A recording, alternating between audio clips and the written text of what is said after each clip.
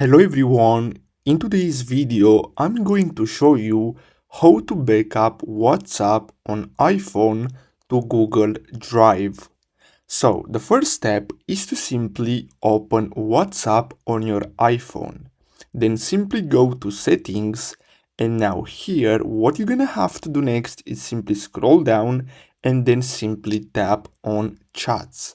Now here you're gonna have to simply select export chat and then simply pick any charts that you want to back up to Google Drive. So I'm going to pick one from my list.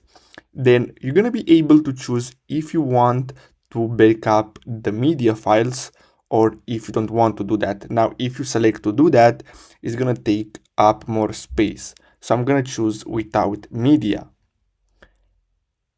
Now, what you're gonna have to do next is simply scroll until you find Drive. So make sure that you have Google Drive installed on your iPhone and then simply tap on that and then simply tap on upload in the top right corner, and basically that's how you can back up WhatsApp on iPhone to Google Drive. So guys, I really hope you found this video helpful. Don't forget to like and subscribe. Thanks for watching.